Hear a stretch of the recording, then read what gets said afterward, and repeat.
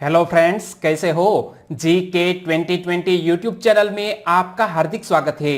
दोस्तों, 17 मई के इस करंट अफेयर वीडियो को आप ध्यान से देखिए और बाद में आप सोचिए कि इसी तरह का करंट अफेयर का वीडियो आपने एक साल तक के लिए देख लिया तो आपका जो सोचने का तरीका है वो बिल्कुल ही बदल जाएगा और आपकी आने वाले एग्जामिनेशन में करंट अफेयर का एक सिंगल क्वेश्चन भी गलत नहीं हो सकता, यह हमारा वादा है। और हर वीडियो के लास्ट में मैं आपसे एक क्वेश्चन भी पूछूंगा जिसका आंसर आपको नीचे कमेंट बॉक्स में देना है।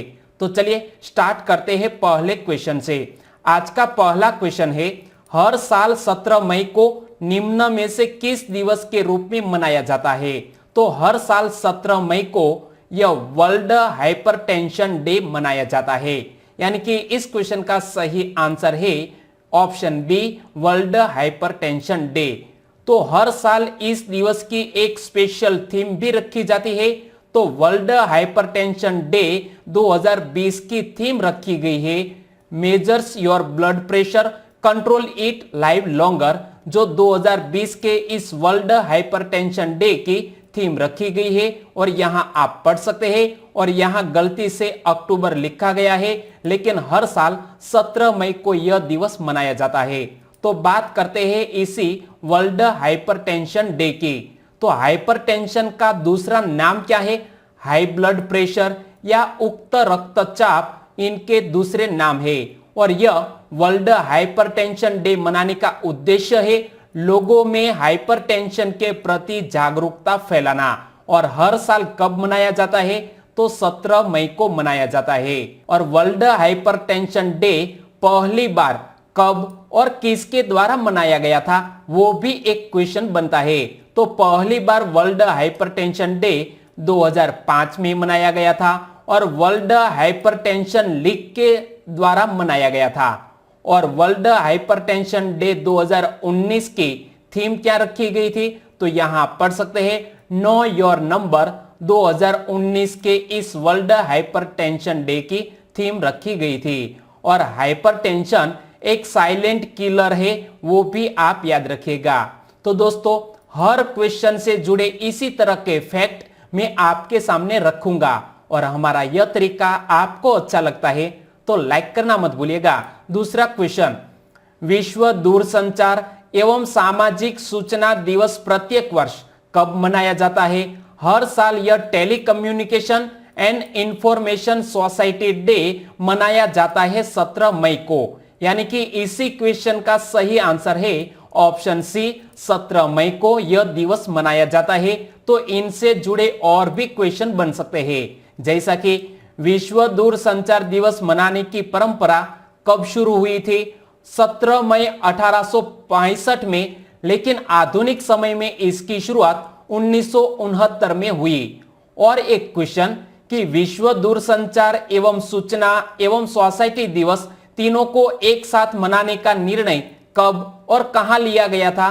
तो यह तीनों दिवस को एक साथ मनाने का निर्णय नवंबर 2006 में टर्की में आयोजित पूर्णाधिकारी कॉन्फ्रेंस में यह डिसीजन लिया गया था। और भी इंपॉर्टेंट डे से जुड़े हुए क्वेश्चन बन सकते हैं, जैसा कि भारत में पहली औपचारिक टेलीफोन सेवा की स्थापना कब हुई थी? 1881 में।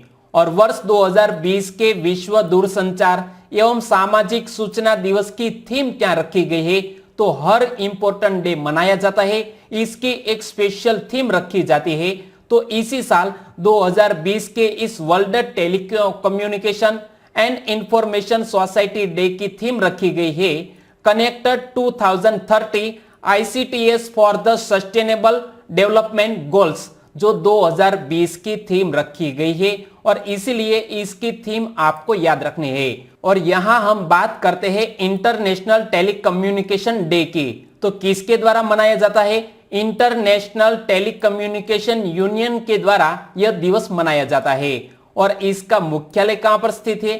स्विट्जरलैंड के जिनेवा शहर में। और इसके वर्तमान हेड है हॉवलिन जाओ, जो यहां आप इमेज में देख सकते हैं। और इंटरनेशनल टेलीकम्युनिकेशन यूनियन की स्थापना 17 मई 1865 में हुई थी। तो यह फैक्ट भी आपको याद रखना है। तीसरा क्वेश्चन, लॉकडाउन 4.0 में कंटेनमेंट, बफर, रेड, ग्रीन और ऑरेंज जोन अब किसके द्वारा निर्धारित किए जाएंगे? तो हाल ही में हमारे प्राइम मिनिस्टर नरेंद्र भाई मोदी जी ने लॉकडाउन 4.0 की घोषणा की है और इसी के तहत कोई भी राज्य यह डिसीजन ले सकता है कि किसी रेड, ग्रीन या ऑरेंज जोन में कौन कौन सी फैसिलिटीज दी जाए।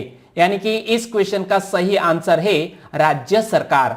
लेकिन हम बात करें इस लॉकडाउन 4.0 की, तो कोविड-19 के कारण लगाए देशव्यापी लॉकडाउन को 14 दिनों तक आगे बढ़ाने का ऐलान किया गया है।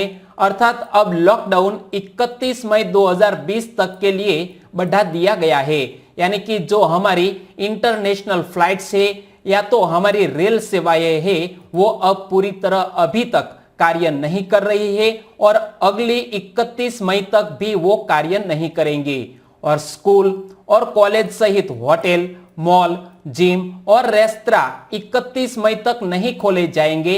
और इसके अलावा सामाजिक, राजनीतिक और धार्मिक समारोहों पर भी प्रतिबंध जारी रहेंगे।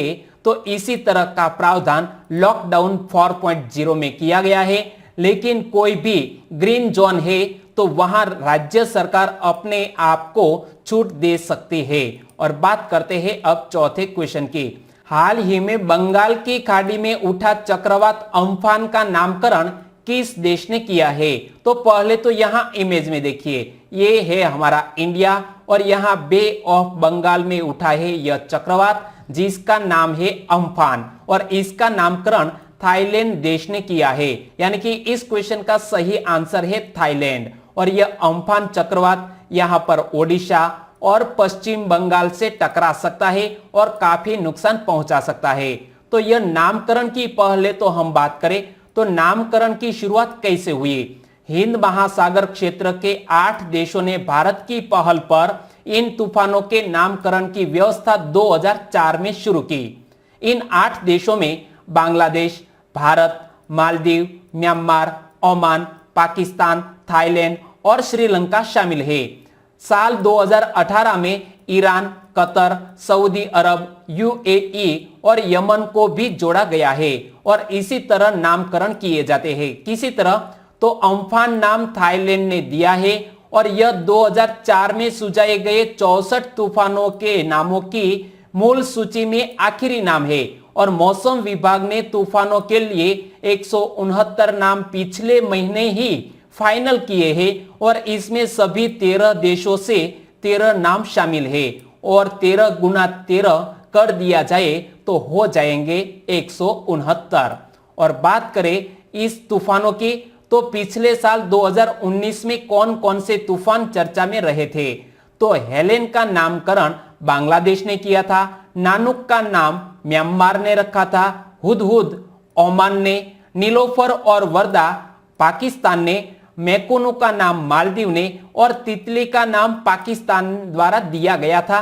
तो यह काफी प्रचलित आए तूफान है, वो बात भी याद रखिएगा। और जब नामकरण किया है थाईलैंड ने, तो कुछ महीने पहले ही थाईलैंड से जुड़ा हुआ यह क्वेश्चन करंट अफेयर में था कि हाल ही में किस देश के थाई मसाज को यूनेस्को की प्रतिष्ठित विरासत सूची में शामिल किया गया है? तो यह थाईलैंड में किया जाने वाला एक मसाज जिसको यूनेस्को ने प्रतिष्ठित विरासत सूची में शामिल किया है। तो पहले तो यहां आप मैप में देखिए कि यह है थाईलैंड कंट्री जिसकी कैपिटल का नाम है बैंकॉक और थाईलैंड की करेंसी क्या है? बाट। थाईलैंड के प्रधानमंत्री कौन है? प्रयुत चान ओ चा। और थाईलैंड के सम्राट कौन है? किंग महा वाचिरालॉन्गकॉर्न जो थाईलैंड के वर्तमान सम्राट है। तो आपको थाईलैंड के बारे में इतना याद रखना है। पांचवा क्वेश्चन, ICIMOD द्वारा हिंदू कुश हिमालय क्षेत्र पर जलवायु परिवर्तन के प्रभावों से संबंधित अध्ययन के अनुसार इस क्षेत्र में और यहां रिक्त स्थान दिया गया है। तो हाल ही में एक अध्ययन किया गया है ICIMOD द्वारा और हिंदू कुश हिमालय क्षेत्र में जलवायु परिवर्तन के प्रभावों का फिलहाल तो सकारात्मक प्रभाव रहा है, यानी कि ग्लेशियरों की संख्या में वृद्धि हुई है। इसीलिए इस क्वेश्चन का सही आंसर है ऑप्शन ए। और बात करते हैं ICIMOD की, इसका पूरा नाम क्या होता है? International centre for integrated mountain development. Hindi में कहे तो अंतरराष्ट्रीय एकीकृत पर्वतीय विकास केंद्र। और इनके द्वारा वर्तमान में जो अध्ययन किया गया है, तो इस अध्ययन के अनुसार इस क्षेत्र में ग्लेशियरों की संख्या में फिलहाल तो वृद्धि हुई है, लेकिन आने वाले 30 साल में यह ग्लेशियर पिघल सकते हैं। लेकिन हिंदू कुश हिमालय क्षेत्र वर्ष 2060 तक अपने वर्तमान ग्लेशियर क्षेत्र का आधा हिस्सा खो देगा, जिसकी अवधि पहले वर्ष 2070 तक आंकी गई थी। और ICIMOD ने इसी स्थिति को काफी खतरनाक स्थिति के रूप में परिभाषित किया है, और इसीलिए यह हिंदू कुश हिमालय क्षेत्र सुर्खियों में है। तो देखिए, हिंदू कुश हिमालय क्षेत्र को विश्व का तीसरा ध्रुव माना जाता है, यानी कि थर्ड पोल माना जाता है। और विभिन्न देशों में लगभग 3500 वर्ग किलोमीटर में फैले इस क्षेत्र को एशिया का वाटर टावर भी कहा जाता है। तो यह बात भी याद रखिएगा, एक तो है थर्ड पोल और दूसरा है वाटर टावर भी कहा जाता है। और बात करते हैं अब छठे क्वेश्चन की। हाल ही में किस राज्य की सरकार ने राजीव गांधी किसान न्याय योजना शुरू करने का निर्णय लिया है? तो हाल ही में राजीव गांधी किसान न्याय योजना शुरू करने का निर्णय लिया है छत्तीसगढ़ राज्य की सरकार ने, यानी कि इस क्वेश्चन का सही आंसर है ऑप्शन डी, छत्तीसगढ़। लेकिन पहले तो हम इस योजना के बारे में जान ले। तो राजीव गांधी किसान न्याय योजना का उद्देश्य क्या है? छत्तीसगढ़ में फसल उत्पादन को प्रोत्साहित करना तथा किसानों को कृषि सहायता प्रदान करना। और इस योजना का शुभारंभ कब किया जाएगा? 21 मई 2020 को पूर्व प्रधानमंत्री राजीव गांधी की पुण्यतिथि के अवसर पर यह योजना लॉन्च की जाने वाली है छत्तीसगढ़ में। तो यहां आप देख सकते हैं छत्तीसगढ़ के बारे में यह पोस्टर, राजीव गांधी किसान न्याय योजना के लिए 5100 करोड़ रुपए का प्रावधान है और किसानोन को दी जाएगी समर्थन मूल्य के अंतर की राशि। तो इसीलिए याद रखो, इसी योजना के कारण राज्य के 18,75,000 किसानों को लाभ पहुंचने वाला है। और बजट में 5100 करोड़ रुपए का प्रावधान किया गया है। और जब बात करते हैं छत्तीसगढ़ की, तो पहले तो यहां आप मैप में देखिए, मध्य प्रदेश से अलग होकर यह बना है छत्तीसगढ़ राज्य। छत्तीसगढ़ का गठन 1 नवंबर 2000 को हुआ। छत्तीसगढ़ की कैपिटल का नाम क्या है? रायपुर। और एक नया रायपुर भी है जिसका नाम बदलकर कर दिया है अटल नगर। और छत्तीसगढ़ की वर्तमान राज्यपाल कौन है? अनुसुईया उइके। और छत्तीसगढ़ के मुख्यमंत्री है भूपेश बघेल। तो आपको छत्तीसगढ़ के बारे में इतना याद रखना है। 7वां क्वेश्चन, निम्न में से कौन सा मच्छर डेंगू के वायरस का मुख्य वाहक होता है? तो यहां आप देख सकते हैं डेंगू के वाहक जो है एडिस इजिप्टी मच्छर, यानी कि इस क्वेश्चन का सही आंसर है ऑप्शन बी, एडिस इजिप्टी मच्छर। और हाल ही में यह क्वेश्चन सुर्खियों में क्यों आया? क्योंकि हाल ही में हमारे स्वास्थ्य एवं परिवार कल्याण मंत्रालय द्वारा 16 मई को राष्ट्रीय डेंगू दिवस के रूप में मनाया गया। तो याद रखो, राष्ट्रीय डेंगू दिवस किसके द्वारा मनाया जाता है? स्वास्थ्य एवं परिवार कल्याण मंत्रालय के द्वारा यह राष्ट्रीय डेंगू दिवस मनाया गया है। और यह दिवस मनाने का उद्देश्य है आम लोगों के मध्य डेंगू के विषय में जागरूकता पैदा करना। और डेंगू के मुख्य वाहक है एडिस इजिप्टी मच्छर। और हमारे वर्तमान स्वास्थ्य एवं परिवार कल्याण मंत्री कौन है? डॉक्टर हर्षवर्धन। तो आपको हमारे भारत के कैबिनेट मंत्रियों के बारे में भी पता होना चाहिए। और बात करते हैं इस मच्छर की, तो पूरी दुनिया में मच्छरों की करीब 3500 प्रजातियां पाई जाती है। और एडिस इजिप्टी मच्छर से जीका, येलो फीवर और डेंगू जैसी बीमारियां फैलती है। और ये मच्छर सबसे पहले अफ्रीका में जन्मा था। और मच्छरों की ये प्रजाति आज दुनिया के तमाम गर्म देशों में पाई जाती है, यानी कि उष्णकटिबंधीय क्षेत्र में जो देश स्थित है वहां पर यह मच्छर की प्रजाति पाई जाती है।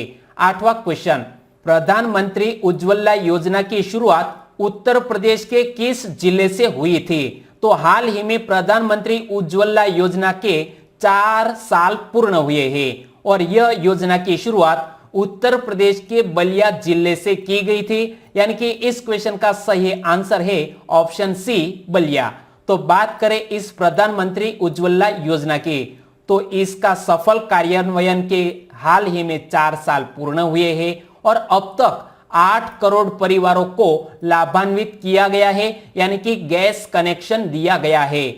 और हमारे वर्तमान केंद्रीय पेट्रोलियम एवं प्राकृतिक गैस मंत्री कौन है? धर्मेंद्र प्रधान। और डायरेक्ट बेनिफिट ट्रांसफर के माध्यम से लाभार्थियों के खातों में अब तक 8,432 करोड़ रुपए से की भी अधिक की राशि हस्तांतरित की गई है। और बात करें इसी प्रधानमंत्री उज्ज्वला योजना की, तो इसकी टैगलाइन क्या है वो भी आप याद रखिएगा, स्वच्छ ईंधन बेहतर जीवन।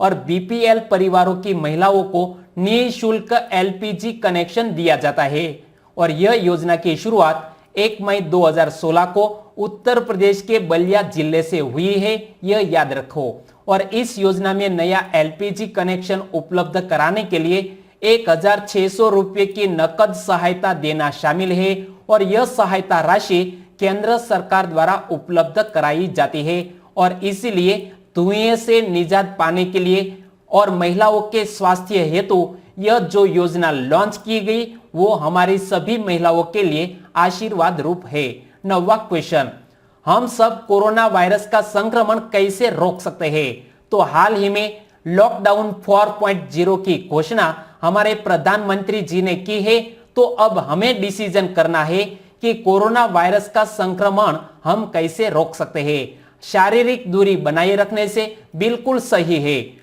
अभिवादन की पारंपरिक प्रक्रिया बोले तो नमस्ते का अनुपालन करके, यह भी सही है। और समय समय पर हाथों को सैनिटाइज करने से, यह भी सही है। यानी कि इस क्वेश्चन का सही आंसर है ऑप्शन डी उपर्युक्त सभी। यदि हमें कोरोना वायरस के संक्रमण से बचना है तो यह सभी उपाय करने पड़ेंगे। और इसीलिए लॉकडाउन 4.0 में कोरोना वायरस के प्रकोप से बचने के लिए हमें शारीरिक दूरी बनाए रखनी है, अभिवादन की पारंपरिक प्रक्रिया नमस्ते का अनुपालन करना है, प्रत्येक व्यक्ति को फेस मास्क का प्रयोग अनिवार्य रूप से करना होगा और समय समय पर हाथों को सैनिटाइज करने या साबुन से धुलने के नियम को अपनाने और व्यवहार में शामिल करना होगा। तो दोस्तों, हमें यदि इसी वायरस से बचना है तो इसी नियमों का अनुपालन करना होगा। 10वां क्वेश्चन, चीन से तिब्बती बौद्ध धर्म के 11वें पंचेन लामा को छोड़ने का आग्रह किसने किया है? तो हाल ही में बौद्ध धर्म के 11वें पंचेन लामा को छोड़ने का आग्रह किया है अमेरिका देश ने और किया है चीन से। यानी कि इस क्वेश्चन का सही आंसर है ऑप्शन बी अमेरिका। तो देखिए, पहले तो आप समझ लीजिए कि पंचेन लामा है कौन। तो पंचेन लामा तिब्बत में सबसे महत्वपूर्ण धार्मिक नेताओं में से एक है और उनका स्थान तिब्बती बौद्ध धर्म में दलाई लामा के पश्चात आता है। और पंचेन शब्द का विकास संस्कृत के शब्द पंडित और तिब्बती शब्द चैन पो से हुआ, यानी कि पंडित से प और तिब्बती शब्द चैन से चैन लिया गया और इसी तरह यह शब्द बना पंचेन। और बात करें इसी इश्यू की, तो वर्ष 1995 में दलाई लामा द्वारा एक युवा तिब्बती लड़के गेदोन चोके नीमा को 11वें पंचेन लामा के रूप में चुना गया था और इस घोषणा के कुछ दिनों पश्चात ही 11वें पंचेन लामा समेत उनका पूरा परिवार रहस्यमय ढंग से गायब हो गया और इसके पश्चात उन्हें कहीं भी नहीं देखा गया और इसीलिए यह 11वें पंचेन लामा सुर्खियों में रहे। और बात करते हैं 11वें क्वेश्चन की। हाल ही में वीडियो कॉन्फ्रेंसिंग के माध्यम से संस्कृति पर्व पत्रिका के विशेषांक के ई संस्करण का लोकार्पण किसने किया है? तो हाल ही में संस्कृति पर्व पत्रिका द्वारा एक विशेषांक जारी किया गया, लेकिन यह एक ई संस्करण था और वीडियो कॉन्फ्रेंसिंग के माध्यम से इसको अर्पित किया है अमित शाह ने। यानी कि इस क्वेश्चन का सही आंसर है अमित शाह। अमित शाह बोले तो हमारे केंद्रीय गृह मंत्री। और संस्कृति पर्व पत्रिका के विशेषांक का नाम क्या है? तो भारत 1946 से 2020 नोआखाली से दिल्ली तक जो इस विशेषांक का नाम है। और यहां आप देख सकते हैं भारत 1946 से 2020 नोआखाली से दिल्ली तक जो इस संस्कृति पर्व पत्रिका जो हाल ही में विशेषांक जारी किया गया है तो इसी का नाम है। और इसी विशेषांक में भारत रत्न मदन मोहन मालवीय जी का अंतिम वक्तव्य जो 1946 के कल्याण विशेषांक में छपा था उसे पुनः प्रकाशित किया गया है। तो यहां आपको याद रखना है कि हमारे भारत रत्न विजेता भी रह चुके हैं मदन मोहन मालवीय जी।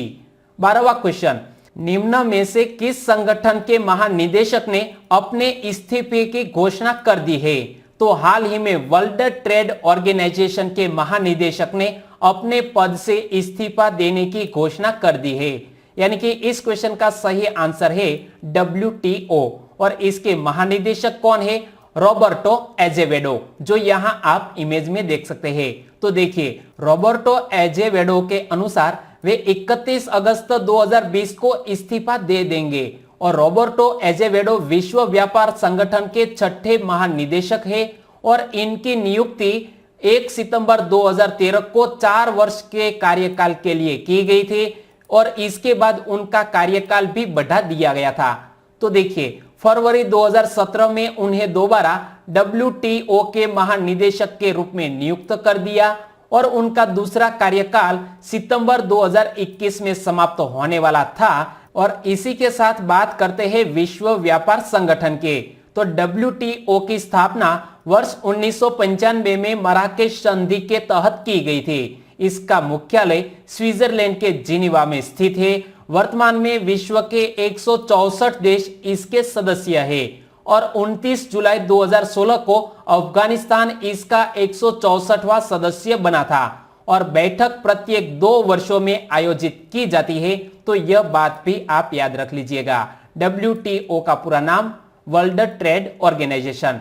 13वां क्वेश्चन, हाल ही में सुर्खियों में रही दिबांग परियोजना का संबंध निम्न में से किस राज्य से है? तो यहां आप देख सकते हैं दिबांग परियोजना का संबंध अरुणाचल प्रदेश राज्य से है। यानी कि इस क्वेश्चन का सही आंसर है ऑप्शन डी, अरुणाचल प्रदेश। तो यह दिबांग परियोजना हाल ही में सुर्खियों में क्यों आई? क्योंकि वन सलाहकार समिति वनों में पेड़ों की कटाई की अनुमति पर निर्णय लेता है और हाल ही में यह डिसीजन पोस्टपोन किया गया और इस परियोजना में 6 वर्षों से अधिक की देरी हो चुकी है क्योंकि इस परियोजना के निर्माण की वजह से समृद्ध जैव विविधता वाले क्षेत्र में 1165 हेक्टेयर जंगल हटाने की आवश्यकता पड़ेगी और जिसका मुख्य उद्देश्य बाढ़ को संतुलित करना है। लेकिन इतना बड़ा पर्यावरणीय नुकसान हम नहीं कर सकते और यह भारत में निर्मित होने वाली सबसे बड़ी जल विद्युत परियोजना है और इस बांध की ऊंचाई 278 मीटर है और एक बार पूरा हो जाने के बाद यह भारत का सबसे ऊंचा बांध होगा। यहां आप देख सकते हैं यदि यह परियोजना पूरी हो गई तो हमारे भारत देश का सबसे ऊंचा बांध होगा। और परियोजना की आधारशिला किसने रखी थी? 31 जनवरी 2008 को पूर्व प्रधानमंत्री मनमोहन सिंह द्वारा इसकी आधारशिला रखी गई थी। और बात करते हैं अरुणाचल प्रदेश की। तो यहां आप देख सकते हैं पूर्वोत्तर में यह सबसे बड़ा स्टेट है, पूर्वोत्तर में अरुणाचल प्रदेश। अरुणाचल प्रदेश का अर्थ हिंदी में उगते सूर्य का पर्वत है और भौगोलिक दृष्टि से पूर्वोत्तर के राज्यों में यह सबसे बड़ा राज्य है और इसकी कैपिटल का नाम ईटानगर। अरुणाचल प्रदेश के वर्तमान राज्यपाल BD मिश्रा और अरुणाचल प्रदेश के मुख्यमंत्री है पेमा खांडू। तो आप इतना याद रख लीजिए। और बात करते हैं अब पिछले वीडियो के क्वेश्चन की। तो पिछले वीडियो में मैंने आपसे पूछा था कि दुनिया का सबसे बड़ा भादला सोलर पार्क किस राज्य में स्थित है? तो यह भादला सोलर पार्क राजस्थान डेजर्ट में स्थित है। यानी कि इस क्वेश्चन का सही आंसर है ऑप्शन डी, राजस्थान। और इसकी जो विद्युत उत्पादक क्षमता है वो है 2255 मेगावाट। और बात करते हैं अब इस क्वेश्चन के सही आंसर देने वाले हमारे सब्सक्राइबर फ्रेंड की। तो इस क्वेश्चन का सही आंसर दिया है जाडेजा छत्र सिंह जी, जो गुजरात के जामनगर से है। मकवाना सोनल, उन्होंने भी इसके बारे में डिटेल में लिखा। निखिल पटेल, उन्होंने भी सही आंसर लिखा है राजस्थान। गजेंद्र नाहक, वो गोवा से बिलोंग करते हैं। शैलेश कुमार तबियाड़, वो हमेशा पूरे सेंटेंस में आंसर लिखते हैं, बहुत बहुत धन्यवाद। मेर शीतल, उन्होंने भी इस क्वेश्चन का सही आंसर दिया है, वो गुजरात के नवागाम से है। और धवल रावल, जो गुजरात के महसाना से है, उनको भी इस क्वेश्चन का सही आंसर देने के लिए बहुत बहुत धन्यवाद। हमारे और सब्सक्राइबर फ्रेंड में है दिव्या मिश्रा, गुजरात के नडियाद से। हरेश वारू, उन्होंने भी राजस्थान के बारे में डिटेल में बताया। और अलकेश राठौड़, उन्होंने राजस्थान के राज्यपाल, मुख्यमंत्री, कैपिटल क्या है उसी के बारे में भी लिखा है। और वनकर नितिन कुमार अहमदाबाद से है, उन्होंने भी डिटेल में आंसर बताया। इसी के साथ संगीता, शीतल दुधरेजिया और मुकेश कुकड़िया, उन्होंने भी इसके बारे में डिटेल में आंसर लिखा। सभी दोस्तों को सही आंसर देने के लिए बहुत बहुत धन्यवाद। और आज के वीडियो का क्वेश्चन ये रहा स्क्रीन पर। कोविड-19 महामारी के दौरान सामाजिक दूरी जैसे उपायों को नहीं अपनाने वाला एकमात्र यूरोपीय देश कौन है? यहाँ 4 ऑप्शन आपकी स्क्रीन पर है और उसी में से आपको चॉइस करना है कि कोविड-19 महामारी के दौरान सामाजिक दूरी जैसे उपायों को नहीं अपनाने वाला एकमात्र यूरोपियन कंट्री कौन है। आंसर देना है नीचे कमेंट बॉक्स में। तो दोस्तों आंसर देना मत भूलिएगा। और आज का वीडियो आपको अच्छा लगा है, हेल्पफुल लगा है, तो आपके दोस्तों को फेसबुक, व्हाट्सएप और टेलीग्राम के जरिए इस वीडियो की लिंक शेयर करना मत भूलिएगा। कल फिर मिलेंगे नए करंट अफेयर के साथ। तब तक के लिए टेक केयर एंड जय हिंद।